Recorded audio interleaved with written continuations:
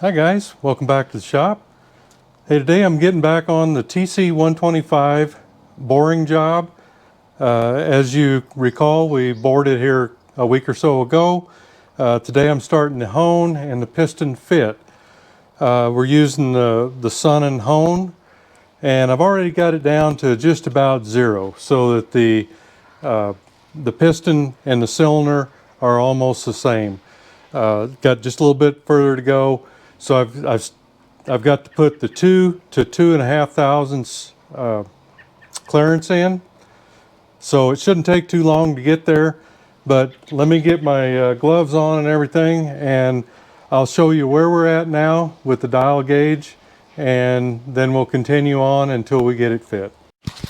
Okay, let's take a look at it here. I got the cylinder upside down there, and right now we're at about 1,000 smaller than the piston. When it gets to zero, we'll be at piston size. Flip it over here, and we're at about a half. So we're real close. Just got a couple thousandths to go, and I've got the I just finished sizing tool on the stones.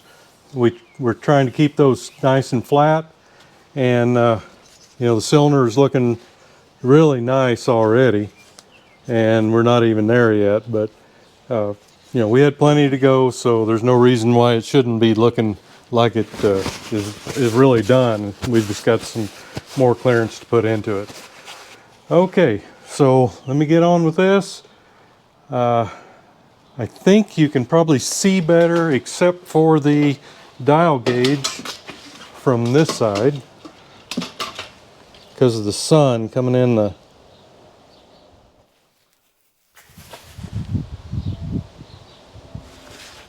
the door here. So we'll continue on.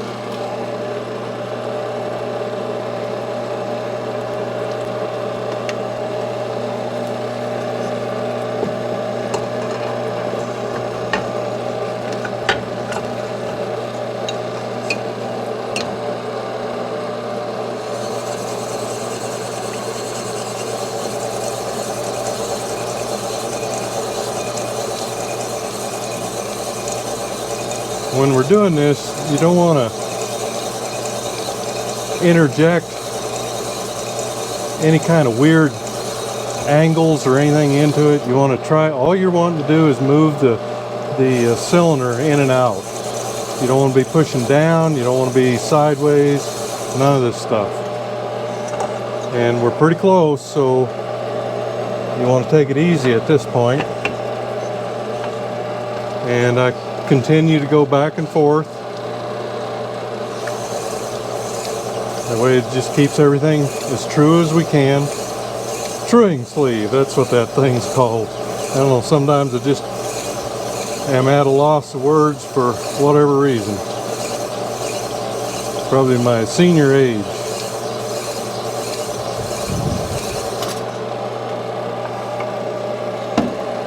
Alright, let's take another look at it. I'm at -2 tenths. And -2 tenths.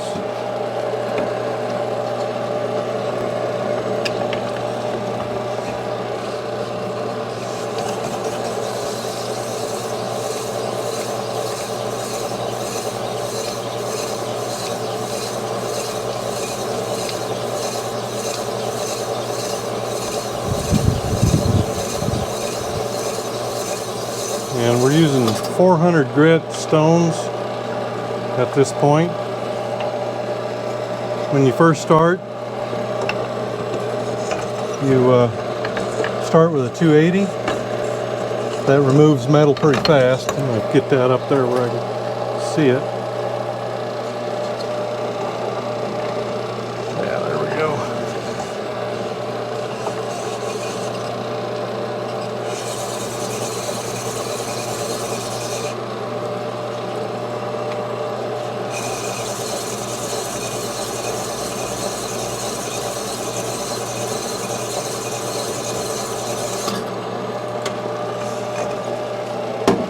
we just want to check often. Okay, we're almost at a half thousandths. Yep.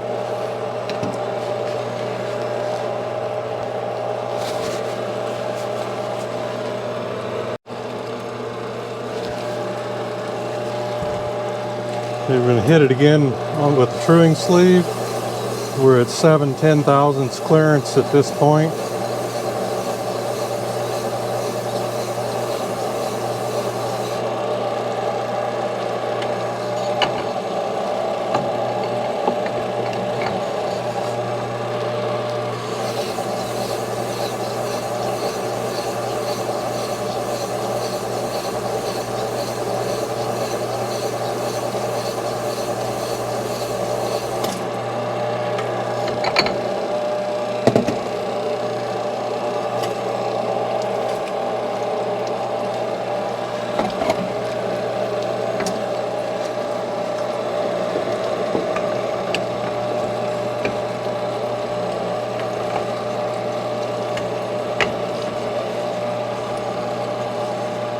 My truing sleeve is quite a bit bigger than the cylinder is. So I have to adjust back down.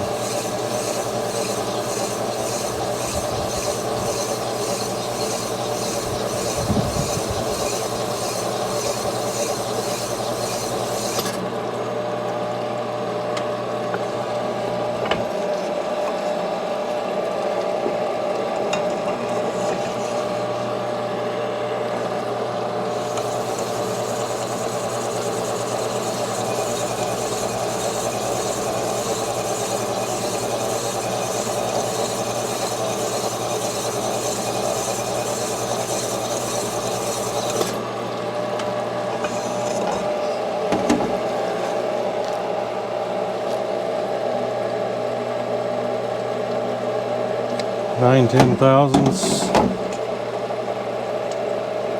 and 9 10 thousandths.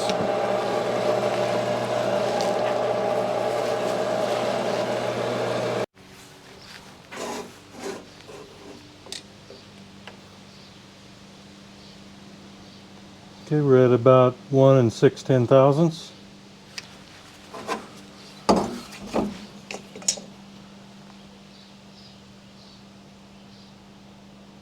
And maybe 1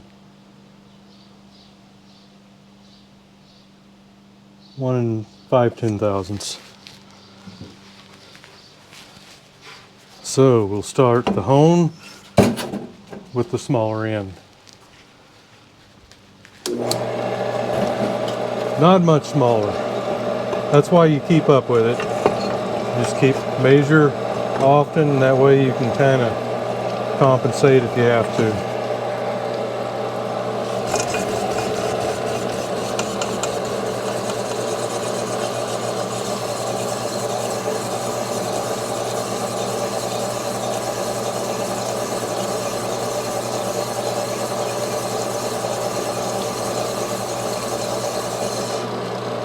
To compensate, you just kind of dwell a little bit longer in the whatever area that you need to increase the size a little, like that.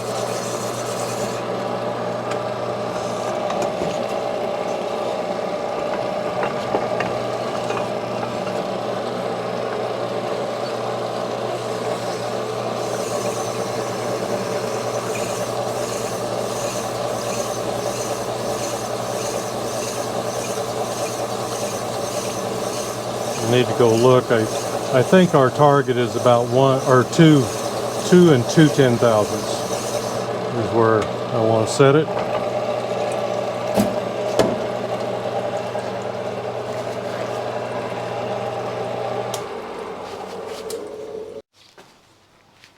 Okay, let's take another peek at it. Right at 2.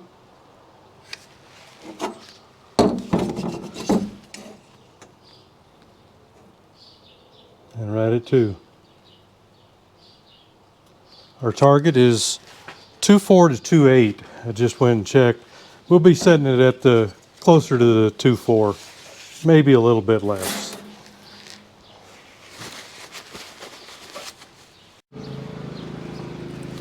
Okay, I think we're right about where we need to be.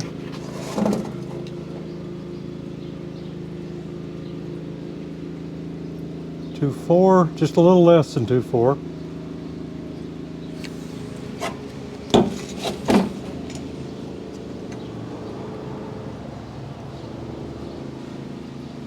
And just a little less than 2.4. Okay, and I always like to verify when I'm getting close, so I'll just go in and see if I get a similar reading on my snap gauge. Kind of put that in at an angle, tighten her up, and then rock it out.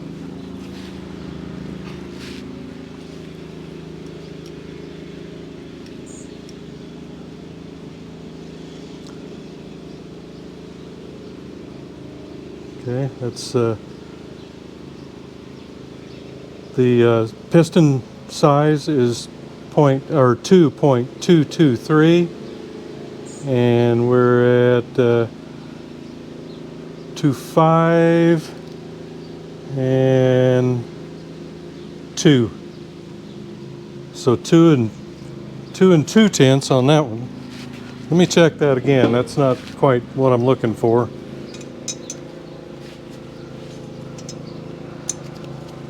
You know, snap gauges are not the perfect solution, so you double check yourself.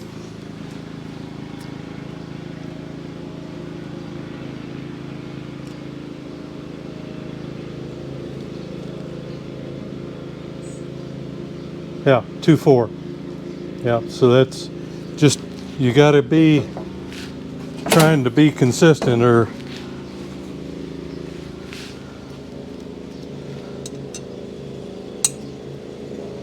you know, the dial gauge is sufficient, but I just like to double check.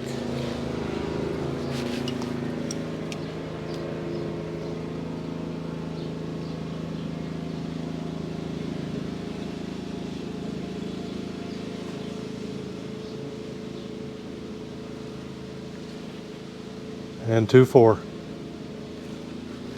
Okay, so I think we're gonna probably call it a day right there.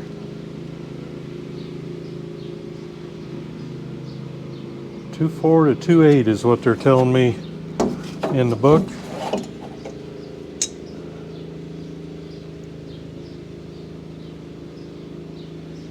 Yep, so that should be good.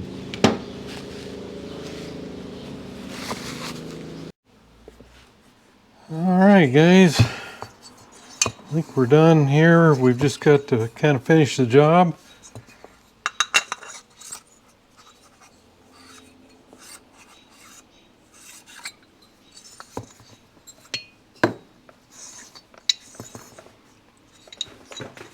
Let's see here.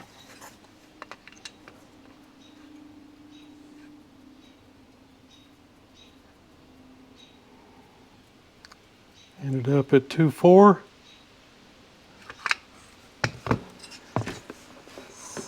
And what we need to do now is to check our ring gap real quick.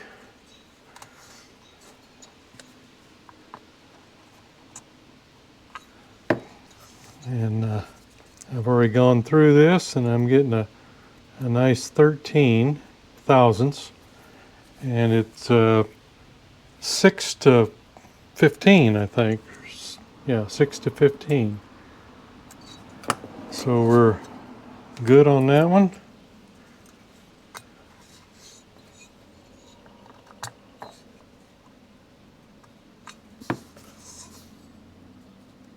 And good on that one.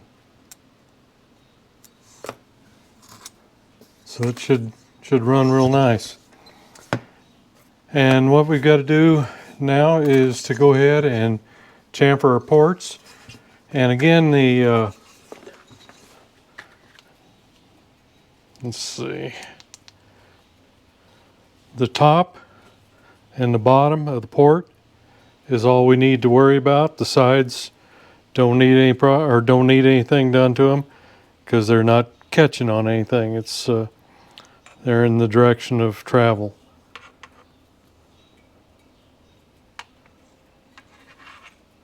Turned out real nice.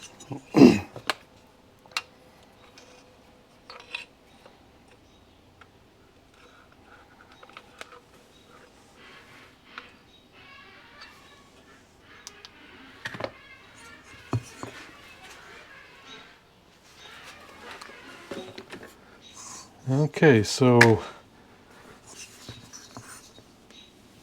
get you down here, and again, if they feel sharp, they are, and we'll just go in and kind of knock the edge off.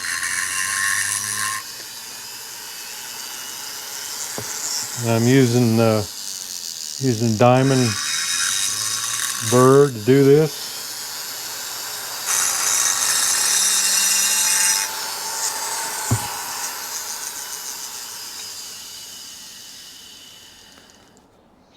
I'm just taking that edge off.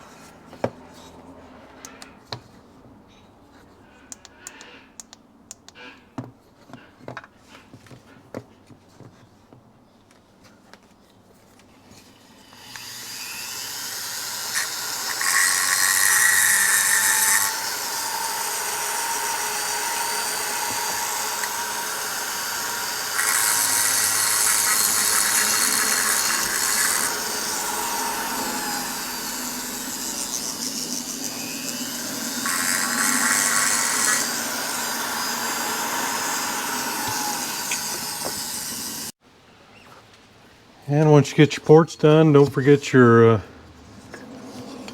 little bit around here. This is more for your safety than anything.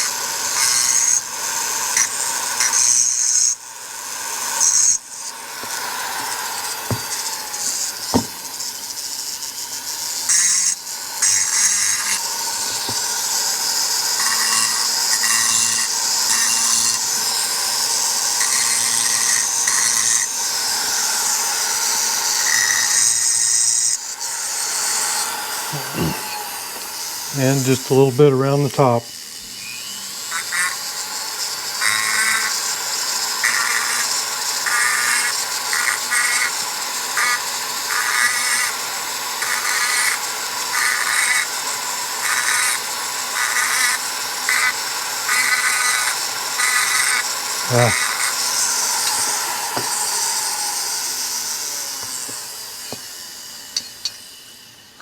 Okay. Okay, we're going to check the flatness here. Now, you have to remember that on this one, your sealing surface is what is highlighted here because it's higher than this area out here. So that's what we're looking to check. And I've got some, I just use a Sharpie, and I've got 400 grit on here, 400 wet and dry, and we'll just put a little soap and water on it and just do it in a figure 8, going one way and then back the other. The weight of the cylinder is all you need on the sandpaper. You don't need to be pushing down.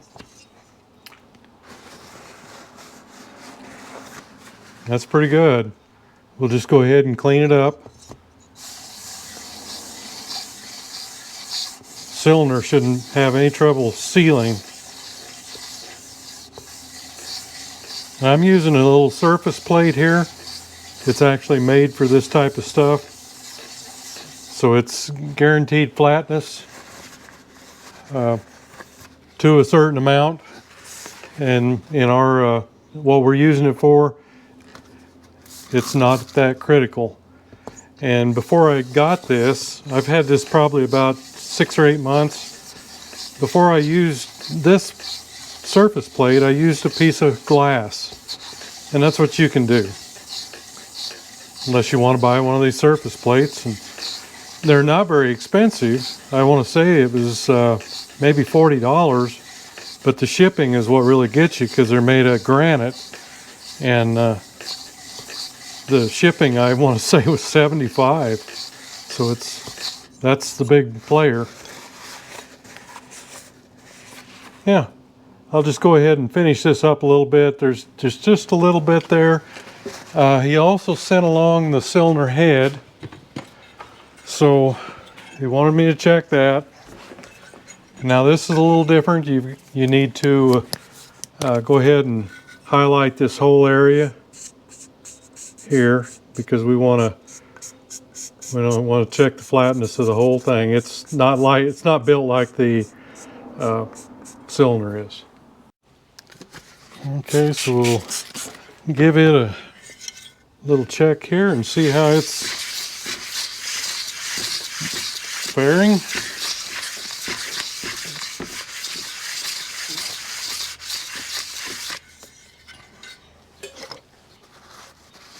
Yeah, see, we're going to need to work on that a little bit. You just want to go ahead and work this down till you get rid of the blue.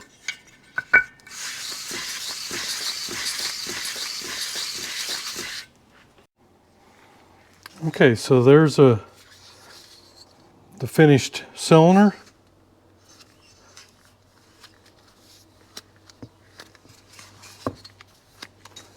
And there's the cylinder head. This one took about both of them. It took 3 sheets of 400 grit to get it to where it ought to be. So don't skimp on it. And now I'm going to take the automatic transmission fluid. I've harped on this before that it's a very high detergent oil, and it will clean where a regular oil won't. You can see the black coming out. You want to continue this process with new paper towels and more oil until it comes out of there just red and white. And that will get all the debris from the honing stones and the metal. That'll remove that. So just take your time and make sure you clean it up good. If you don't, you're going to have all that stuff flying around inside with your bearings, and it's not good. See, they're better already.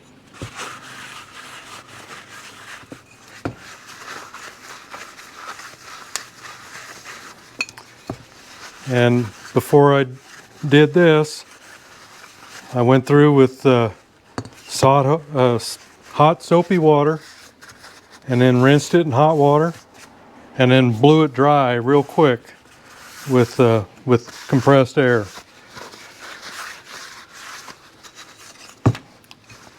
So I'll give it another go. I think one more will probably do it, but right now we'll just take another peek at it.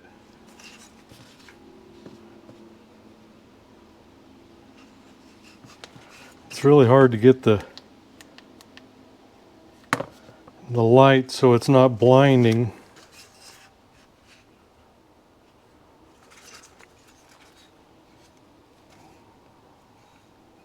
Beautiful. I always like freshly machined cylinders. They're so beautiful, and well, to me,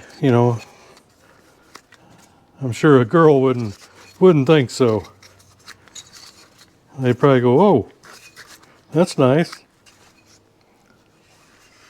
But I've always enjoyed the machining and the visual part of it. Looks really nice. Okay, so this is all cleaned up, and one thing we want to do before we send it back is to check the hole right here. This is for your oil injection. Just make sure that hole is clear.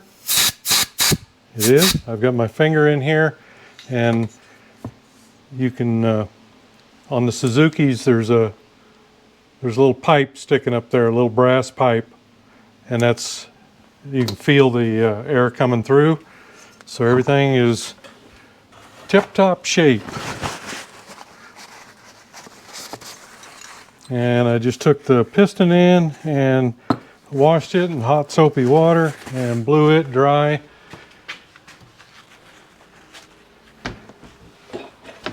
And what we'll do right now is just put a little, I'm going to use Yamalube here just to coat the cylinder for its trip home.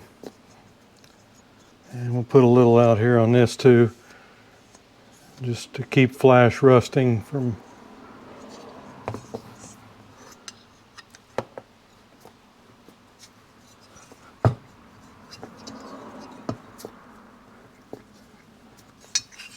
Okay.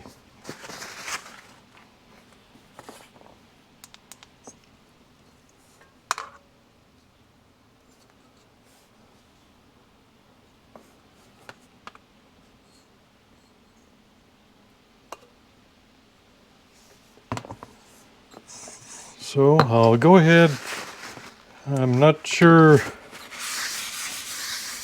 about the guy's understanding on these, so I'll go ahead and put the rings on. The keystone ring goes on the top. Actually, that looks like both of them are.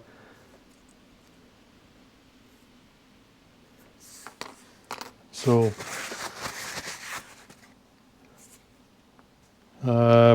no use in doing that, I guess. Those both look to be keystone rings.